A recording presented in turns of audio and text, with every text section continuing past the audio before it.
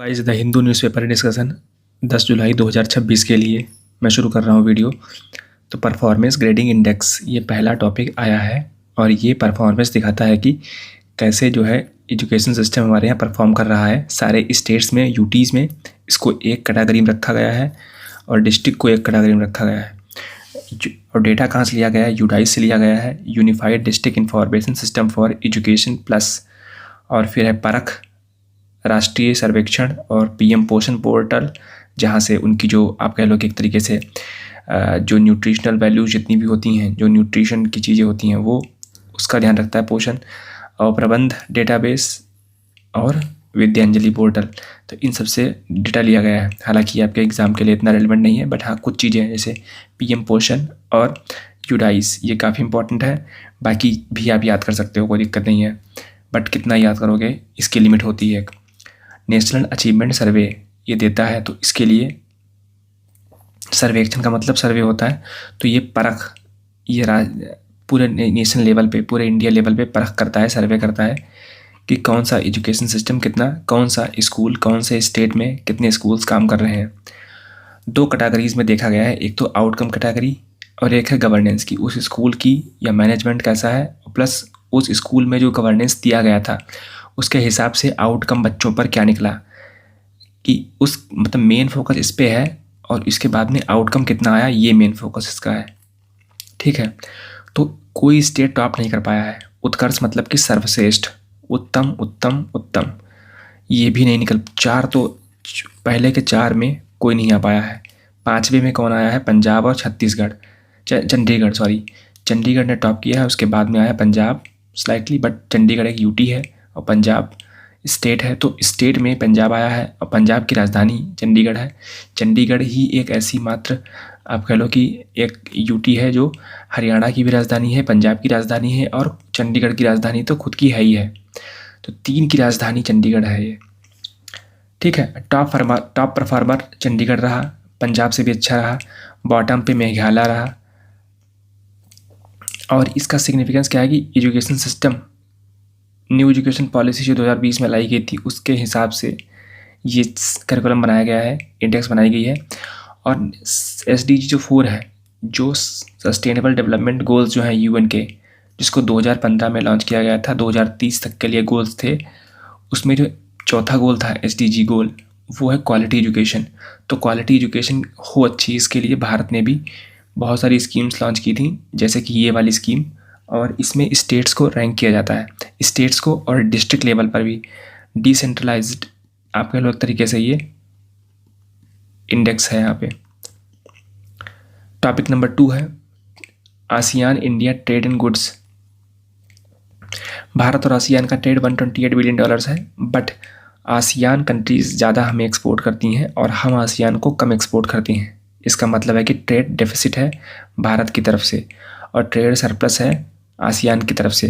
ASEAN ज़्यादा हमको बेचता है और वो पैसा अच्छा कमाता है। ITGA, ASEAN India trade in goods, तो ITGA जो है वो साइन हुआ था 2009 में और फोर्स में आया 2010 में।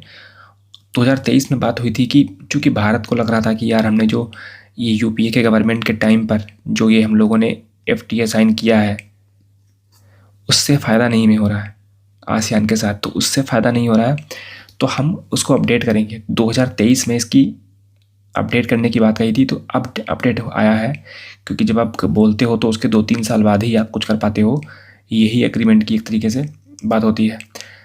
अब अपडेट क्यों किया गया? Rules of origin, market access और कस्टम प्रोसीजर, ये क्या है? देखिए, आसियान इतने प्रोडक्ट शायद ना बेच पाता, इसमें कुछ दिक्कत आ रही है रूल्स ऑफ ओरिजिन की। वो क्या है? वो ये है कि चाइना से रूट होकर के सामान आता है। अभी बताऊंगा मैं आपको। ये असिमेट्री है, टैरिफ, इंडिया ने टैरिफ जो है कम कर रखा है, 71% टैरिफ कम कर रखा है। जैसे पहले 100 रुपये की चीज़ थी अगर मान लो, तो और इंडिया ने मान लो 100% टैरिफ लगाया था, तो उसको 71 कम कर दिया, मतलब कि 200 रुपये की चीज़ 100 रुपये की चीज़ थी, अब 100% टैरिफ लगाया था तो 200 रुपये की हो गई थी। ₹200 में उसने 71% इंडिया ने कम कर दिया। तो अब इतना ज़्यादा, मतलब 100 जो टैरिफ लगाया था उसका 71 कम कर दिया, तो ₹129 की चीज़ बिकेगी। ये इंडिया ने किया था। बट आसियान कंट्रीज़ चूँकि एक कंट्री नहीं है, ये बहुत 11 कंट्रीज़ का ग्रुप है। अभी तक 10 कंट्रीज़ थी, तिमोर लेस्ते नाम का कंट्री जब जुड़ गया तो वो 11 हो गए। इंडोनेशिया ने सिर्फ 41% ही टैरिफ लाइंस कम की हैं, वियतनाम में 65%, थाईलैंड ने 67%। तो ये दिखाता है कि इंडिविजुअल कंट्रीज़ अपने अपने उन्होंने कुछ कम नहीं किया है। जब से 2010 से 15 सालों में इंडिया के एक्सपोर्ट 2 गुने हुए हैं, आसियान के एक्सपोर्ट 3 गुने हुए हैं। ट्रेड डेफिसिट जो है बहुत ह्यूज है। ऐसा क्यों? चाइना ने एक्सप्लॉइट किया है इंडिया और आसियान के एफटीए को। कैसे? रॉ मटेरियल जो है वो चाइना खूब सस्ते दाम पे आसियान में भेजता है और फिर उसमें कुछ मॉडिफाई कुछ फिर उसके प्रोडक्ट्स बना करके आसियान भारत में सामान बेचता है। तो ये कोई, मुझे लगता है कि कोई बेकार बात नहीं है, बल्कि आर्टिकल में लिखा था तो मैंने इसको इंक्लूड कर लिया। बल्कि अगर कोई कंट्री रॉ मटेरियल देता है तो इम्पोर्टेड इन्फ्लेशन काफ़ी कम उसके यहाँ हो जाता है, आसियान के यहाँ, क्योंकि चीन से सस्ता माल आ रहा है। तो आप ये नहीं कह सकते हो। बट ये चीज़ें लिखी हुई थी न्यूज़ आर्टिकल में, अखबार में, तो मैंने इसको भी लिख दिया यहाँ पे। ये दिक्कत वाली बात है ज़्यादा, सेमी फिनिश्ड गुड्स।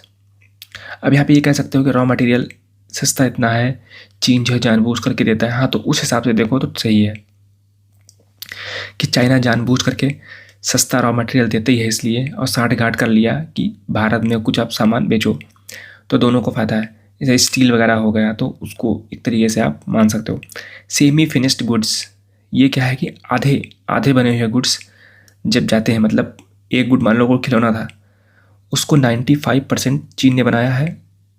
अब केवल उसमें कुछ पहिया लगाना मान लो बाकी रह गया। सपोज करो खिलौना एक है, उसको पूरा चीन ने बनाया, बस थोड़ा सा ही बदलाव करना बाकी रह गया था, अब वो बन गया फिनिश्ड गुड्स। तो कहा गया है कि ये फिनिश्ड गुड्स आसियान में बना है, बट 95% तो वो चीन से बन के आया है। तो ये कि ये एक्सप्लॉइट करना,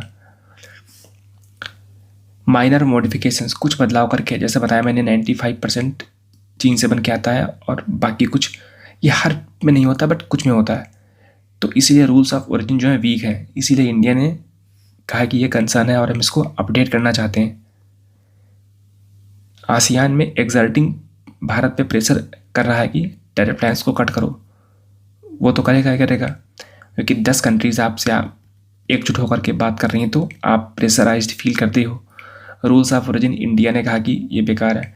नॉन टैरिफ बैरियर कि सैनिटरी मेजर्स, ब्यूरोक्रेटिक क्लियरेंसेस, वहाँ पर हमको ब्यूरोक्रेटिक क्लियरेंसेस दी नहीं जाती हैं, बहुत मुश्किल से मिलती हैं, क्योंकि कंट्री अलग अलग है। Indonesia, Thailand, Myanmar, Brunei, Philippines, Laos, Cambodia, इन सब कंट्रीज़ में अलग अलग ब्यूरोक्रेसी काम करती है, तो दिक्कत काफ़ी होती है। और फ्री मीडिया तो वहाँ है नहीं, फ्री प्रेस तो वियतनाम में है नहीं, तो आप कैसे इंश्योर करते हो? भारत में तो चलो फ्री प्रेस है। वे अहेड, आसियान क्यों इम्पोर्टेंट भारत के लिए है? एक्ट ईस्ट पॉलिसी के लिए, लॉन्ग टर्म स्ट्रेटजिक पार्टनर के लिए, क्योंकि हम चाहते हैं कि दुनिया की हम दूसरी या तीसरी अर्थव्यवस्था बने 20 से 30 सालों में, तो बन जाएंगे हम 2038 तक हम दुनिया की दूसरी अर्थव्यवस्था होंगे पीपीपी के टर्म्स में। तो ये हमें ध्यान रखना है कि आसियान हम, क्योंकि चाइना में कॉस्ट ऑफ प्रोडक्शन बढ़ रही है, तो अमेरिका में वैसे भी ज़्यादा है, यूरोप में भी ज़्यादा है, तो इंडिया ही बचता है जो आसियान को अच्छे गुड्स प्रोवाइड कर सकता है और हम लोग ट्रेड अच्छा कर सकते हैं, और हमारे पास में भी है ये। और प्लस स्टेट ऑफ मलक्का हमारे लिए काफ़ी इम्पोर्टेंट, तो कन्वर्जेंस कई सारे एरियाज़ में है। डिफेंस के मामलों में देख लो आप, या ट्रेड के मामले में देख लो आप, या टूरिज़्म के मामले में देख लो, बुद्धिज़्म वहाँ पे है, तो एक बात हो गई। जैसे भारत में बुद्धिज़्म का एक गढ़ है, बिहार, उत्तर प्रदेश, तो वहाँ वो लोग आ सकते हैं। ऐसे ही कंबोडिया और थाईलैंड के बीच में जो अभी मंदिर विवाद हुआ था, अंगकोर वाट, तो वहाँ पर हिंदूज जा सकते हैं, भारत में पॉपुलेशन इतनी ज़्यादा है। इंडोनेशिया में मुस्लिम्स ज़्यादा है तो वो भारत आ सकते हैं, भारत के मुस्लिम्स इंडोनेशिया जा सकते हैं। ऐसा मान सकते हो आप कि कुछ वहाँ पे जो दरगाहें वगैरह हैं, तो रिलीजियस टूरिज़्म बढ़ सकता है, इसलिए इम्पोर्टेंट है। सिक्योरिटी पॉइंट ऑफ व्यू से क्यों इम्पोर्टेंट है? चाइना के बफर को अगर आसियान ना होता तो चाइना शायद हमको और धमका सकता था, बट चूँकि वियतनाम एक पार्ट है आसियान का, तो चाइना उसको भी धमका रहा है, तो हम लोगों के इंटरेस्ट आपस में मर्ज होते हैं। आसियान अब है क्या? Association of south east Asian Nations. ठीक, इनका मोटो क्या है? वन विज़न, कि आसियान जो 11 कंट्रीज़ हैं इनका एक विज़न है, आइडेंटिटी भी एक है। अब वो अपने आप को आसियान बोलते हैं कि मैं आसियान से हूँ। आसियान एक कंट्री बन चुका है एक तरीके से, कम्युनिटी यस। अब इनके प्रिंसिपल्स कुछ है कि हम लोग आपस में 11 कंट्रीज जो है नॉन इंटरफेरेंस करेंगे उन लोगों की पॉलिसीज़ में, यूनानिमस कंसेंसस। हालांकि ये केवल बकवास बातें हैं, बिकॉज वियतनाम चीन के करीब है, सॉरी लाओस कंबोडिया चीन के करीब है, और फिलीपींस यूएसए के करीब है। तो कैसे मतलब आप ये मतलब कहने की बातें हैं क्या? ऐसा कुछ रियलिटी में होता नहीं है। फिर आसियान रीजनल फोरम, इसमें इंडिया मेंबर है जो कि आसिया का रीजनल फोरम है। ईस्ट एशिया समिट जिसमें आसियान है और प्लस 8 मेंबर और हैं। ये याद करने की ट्रिक है कि इंडिया चाइना बॉर्डर शेयर करते हैं, इंडिया चाइना है। जापान साउथ कोरिया, हाँ वो भी है। ऑस्ट्रेलिया न्यूजीलैंड आपस में भाई भाई की तरह रहते हैं। रसिया यूएसए दुनिया की 2 महाशक्तियाँ। तो 8 मेंबर्स हैं प्लस आसियान है, तो 11 + 8 19 मेंबर हैं ईस्ट एशिया समिट के। यहाँ पे आपको अच्छे तरीके से नोट्स मिलते हैं, आप याद कर सकते हो। ASEAN +3, ASEAN plus Japan China south Korea, ये 3, ये भी एक है। तो आसियान का रोल काफ़ी इंपॉर्टेंट है। Why ASEAN important for India? अब मैं न्यूज़पेपर के बियॉन्ड दे रहा हूँ, हालांकि ये भी मैंने आपको न्यूज़पेपर के बियॉन्ड दिया है। इतने जो कलरफुल नोट्स दिए आपको हैं, ये चीज़ न्यूज़पेपर में नहीं थी। इम्पॉर्टेंट फॉर मल्टीपोलर वर्ल्ड, ये मैंने नोट्स खुद बनाया दोस्तों। जियो political realism, counter China balancing. एक तो स्ट्रेटजिक बफर है, जैसा बताया मैंने आपको कि अगर आसियान वीक होगा, कुछ कंट्रीज़ भारत के सपोर्ट में, कुछ चाइना के सपोर्ट में, तो चाइना की हेजमनी ज़्यादा बनेगी। तो हमको ये चेक करना है कि चाइना डोमिनेट ना कर पाए साउथ चाइना सी में। वियतनाम को हमें एम्पावर करना होगा, उसके साथ जो है पेट्रोलिंग करनी होगी।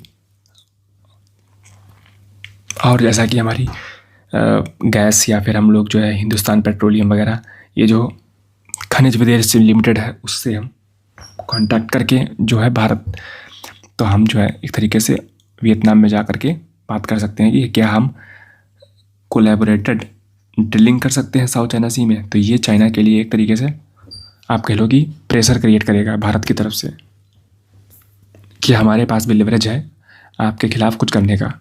Convergence outlook, Indo Pacific ocean initiative, इधर एक तरफ है ASEAN outlook on Indo Pacific. अभी भी इंडो पैसिफिक वर्ड ही हम यूज़ करते हैं। आइडियोलॉजिकल रियलाइनमेंट की रूल बेस्ड और हमारी आइडियोलॉजी मिलती है इन दोनों ग्रुप से, भारत का इंडो पैसिफिक ओशन इनिशिएटिव और आसियान का ASEAN outlook on Indo Pacific. ये दोनों ही आइडियोलॉजिकल रियलाइनमेंट मतलब हमारे आपस में इतने मिलते हैं, आइडिया इतने मिलते हैं, इसलिए rule based order UN class के तहत हम चाहते हैं कि ऐसा बने। बट चाइना की जो धमकियां हैं आती रहती हैं, उसको भी देखना पड़ेगा हमको। तो आसियान की सेंट्रलिटी क्या है? East Asia summit, ASEAN regional forum, ADMM plus, ASEAN defence ministers meeting plus. Quad dilemma क्या है? इसमें क्या है? आसियान के सारे डिफेंस मिनिस्टर्स और भारत के डिफेंस मिनिस्टर्स मिलते आपस में हैं। तो क्वाड डिलेमा क्या है? आपको पता है कि जापान है, USA है, ऑस्ट्रेलिया है, प्लस इंडिया है। ये सारे कंट्रीज मिलकर के एक ग्रुप बनाए थे। अभी थोड़ा सा इनएक्टिव हो गया है ट्रंप के चक्कर में, अदरवाइज़ ये बहुत सारी चीज़ों पे फोकस करता है। हो सकता है फ्यूचर में ये मिलिट्री ग्रुप भी बन जाए, हो सकता है। जियो इकोनॉमिक्स क्या है? भारत का काफ़ी ट्रेड है, $120 बिलियन इन कंट्रीज़ के साथ में, और हम लोग कनेक्टिविटी भी कर रहे हैं। भारत का तो बॉर्डर भी लगता है म्यांमार के साथ, और म्यांमार एक आसियान कंट्री है। कालादान मल्टी मोडल प्रोजेक्ट और इंडिया म्यांमार थाईलैंड हाईवे। अब बोलते हैं, अब मोटो इनका था कि one vision one identity, but अब देखो म्यांमार से रिश्ते एक तरीके से बेकार हैं इंडोनेशिया के। क्यों? क्योंकि रोहिंग्या क्राइसिस हुई है, और प्लस USA का प्रेशर। फिलीपींस जो है वो USA के बहुत करीब है, और म्यांमार से USA के रिश्ते ख़राब हैं। तो वो देखना पड़ता है कि कितना आप पढ़ सकते हो। भारत जो है RCEP 2019 में साइन हुआ था, भारत उसमें से आउट हुआ, तो भारत को कई लोगों ने कहा ये आइसोलेटेड भारत हो जाएगा, तो भारत को फ़ायदा नहीं होगा। इंडिया चाइना तो आसियान साथ ट्रेड कर लेगा, तो उसके लिए टैरिफ कम हो जाएंगे, तो उसको एडवांटेज होगा आसियान की मार्केट में। भारत के लिए काफ़ी बुरी बात होगी। बट कुछ एक्सपर्ट वही कह रहा है कि भारत को एक सेपरेट अग्रीमेंट करना चाहिए आईटी का, जो कि हमारा है भी। इंडिया जो है आसियान इंडिया ट्रेड, ये एग्रीमेंट जो है इंडिया के गुड्स में सिर्फ है, सर्विसेज नहीं इसमें है। ये बुरी बात है भारत के लिए। अगर सर्विसेज होती तो भारत के बहुत सारे आईटी प्रोफेशनल्स वहाँ काम कर सकते थे और फेयर टर्म्स पे डिस्कशन कर सकते हैं आईटी का में हम, बिकॉज इसमें सिर्फ इंडिया और आसियान के बीच में ट्रेड एग्रीमेंट होगा। Maritime security and sea lines of communication क्या है? चोक पॉइंट्स मलक्का स्ट्रेट में हम लोग, आप जानते हैं कि बहुत तरीके से कोलैबोरेट कर रहे हैं। जैसे कोरपैट एक्सरसाइज करते हैं हम लोग हैं, आसियान इंडिया मैरीटाइम एक्सरसाइज करते हैं, ये एक हो गया। नेट सिक्योरिटी प्रोवाइड भारत जो है सागर डॉक्ट्रिन के तहत, भारत जो है सागर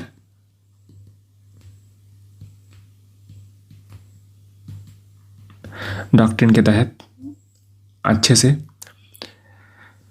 डील कर रहा है इस चीज़ को। और आप ये मेंस में कोट लिख सकते हो, ASEAN is a geometric centre of Indo Pacific, कि ज्योमेट्री में देखें अगर हम, ज्योमेट्रिक है centre Indo Pacific. It marks transition of India's India's foreign policy from passive regionalism to active geopolitical engagement, कि पहले हम लुक ईस्ट की पॉलिसी सिर्फ ट्रेड हो, बाकी कुछ नहीं। अब क्या है, अब चूँकि हमारे एम्बिशंस काफ़ी बड़े हैं, चाइना हमको एक थ्रेट की तरह देखता है, तो हमको भी चीन को जवाब देना पड़ेगा, तो इसलिए हमको एक्टिव इन्वेस्टमेंट, एक्टिव इंगेजमेंट चाहिए। इसलिए टॉपिक नंबर 3 है, दिल्ली हाईकोर्ट में PIL फाइल की है कुछ इन्वायरमेंटलिस्ट ने कि national board of for wild life अच्छे से काम नहीं कर रहा है। देखते हैं कि NBWL completely abandon it's statutory mandate, उसने अपना जो कानून के प्रति जो वाइल्ड लाइफ प्रोटेक्शन एक्ट 1972 था, ये देखो लिखा यहाँ पे, इसके प्रति, इसके थ्रू 2003 में इसको बनाया गया था national board for wild life. इसने अपना पूरा काम छोड़ दिया है और इसको 2 साल में कम से कम एक बार तो मिलना चाहिए था, बट 15 साल हो गए ये मिला ही नहीं है। और इसने अपना काम जो है स्टैंडिंग कमेटी को सौंप रखा है, वही सारे डिसीजंस ले रही है। और उसमें सिविक्स जो है सिविल सोसाइटी के लोग हैं, उनकी रिप्रेजेंटेशन ना के बात बराबर है। तो इसलिए एक तरीके से बोल सकते हो आप कि बड़े बड़े प्रोजेक्ट इसमें क्लियर हो रहे हैं। ये सिर्फ केवल क्लियर हाउस बन चुका है अडानी अंबानी के प्रोजेक्ट्स का, और खूब कई तरीके से जो है आप कह लो कि जंगल काटे जा रहे हैं। 97% जितने प्रोजेक्ट्स आते हैं, 97% प्रोजेक्ट्स जो है उनको क्लियरेंस मिल जाती है। तो ये कौन से प्रोजेक्ट होते हैं? जो लैंड डाइवर्जन चाहते हैं, जो रिडक्शन चाहते हैं कि जो प्रोटेक्टेड एरियाज़ है उसको थोड़ा कम करो, ताकि मैं बाकी वाले प्रोडक्ट, मान लो इतना प्रोटेक्टेड एरिया था, टाइगर रिजर्व मान लो था या नेशनल पार्क था, मान लो नेशनल पार्क इतना था, अब अडानी जी ने कहा कि भैया इतना पार्ट तो मोदी जी हमें दे दो, मतलब रिड्यूस कर दो एरिया। तो मोदी जी ने कहा हाँ ठीक है ले लो, बट ये किससे करवाएंगे? National board for wild life से नहीं, इनकी स्टैंडिंग कमेटी है उससे करवाएंगे, ताकि वो न्यूज़ में ना रहे। मोदी जी जिस भी बॉडी को चेयर करेंगे उसका तो नाम न्यूज़पेपर में आ जाएगा, इसीलिए मोदी जी चेयर नहीं कर रहे हैं। चालाकी देखो कितनी है। स्टैट्यूटरी बोर्ड फुल ये है, लार्ज है, और PM इसको हेड करते हैं NBW को। बट क्या हेड करने से फ़ायदा है जब वो 2025 में सिर्फ मिले थे, उससे पहले वो मिले नहीं थे। मतलब मोदी जी सत्ता में आने के बाद में कभी वाइल्ड लाइफ बोर्ड को मिला ही नहीं, मतलब उन्होंने चेयर ही नहीं किया। 2025 में उन्होंने सिर्फ मिला, तो ये है 13 साल होगा मिले नहीं। Standing committee, small executive standing committee chaired by, जो कि NBW के तहत आती है, वो इन्वायरमेंट मिनिस्टर उसको हेड करते हैं, NBW को प्राइम मिनिस्टर हेड करते हैं। कंसर्न क्या है कि 52 से 100 प्रोजेक्ट्स उनको क्लियरेंस सिर्फ 1 दिन में दे दी गई, ना उस पर कोई जांच पड़ताल, ना उस पर कोई स्टडी की गई, उसको बस सौंप दिया गया। ये कौन से प्रोजेक्ट थे? माइनिंग के, हाईवे के, ड्रिलिंग के, मोबाइल टावर्स के। टाइगर कॉरिडोर को रौंद रहा है वो प्रोजेक्ट, मतलब टाइगर कॉरिडोर को लैंड काट रहा है उसमें। क्यों? क्योंकि टावर लगने हैं जियो के। तो इसलिए शायद टडोवा अंधेरी टाइगर रिजर्व की बात हो रही है यहाँ पे, है कि यहाँ पे मोबाइल टावर्स लगने हैं, इसीलिए प्रोजेक्ट को क्लैरिफाई कर दिया गया है।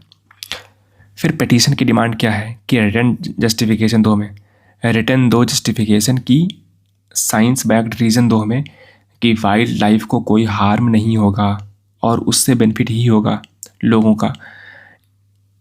Independent impact assessment, third party से आप इंडिपेंडेंट इम्पैक्ट असेसमेंट करवाओ और पब्लिक डोमेन में इसको रखो। इकोलॉजिकल कंपनसेशन, अगर कोई लैंड डाइवर्ट करते हो उसकी दोगुनी लैंड आपको जोड़नी होगी किसी भी नेशनल पार्क में या वाइल्ड लाइफ सेंचुरी में। अब देख लेते हैं national board for wild life conservation क्या है। तो ये स्टैट्यूटरी बॉडी है under 1972 wild life protection act, और ये 2003 बनाई गई थी Indian board for wild life को रिप्लेस करके। पहले ये था, इसको हटा दिया गया। और NBW जो है ये एडवाइजरी केवल बॉडी है। इसके मेंबर कौन कौन से हैं? प्राइम मिनिस्टर जो है चेयरमैन है, इसके चेयरपर्सन है, और minister of forest and climate change, CC मतलब क्लाइमेट चेंज, वो 22 चेयरपर्सन है। 3 मेंबर इसके हैं, और जो 2 लोकसभा से हैं और 1 राज्यसभा से हैं। ये पार्लियामेंट मेंबर हैं 3।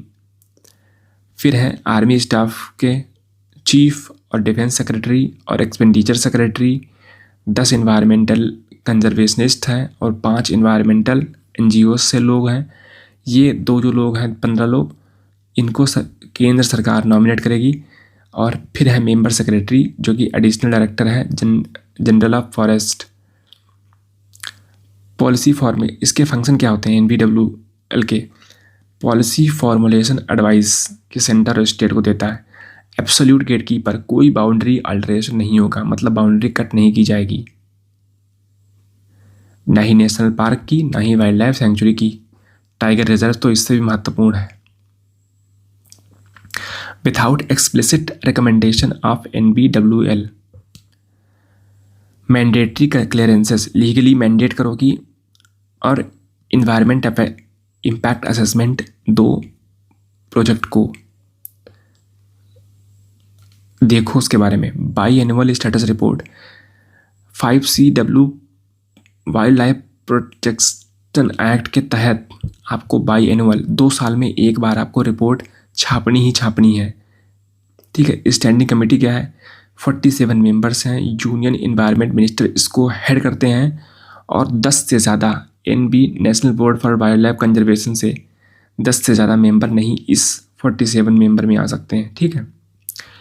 NBWL हैंडल्स माइक्रो चेंजेस, बड़े बड़े बदलाव, बट स्टैंडिंग कमेटी जो इसके तहत आती है वो रूटीन वर्क देखती है और हैवी लिफ्टिंग करती है।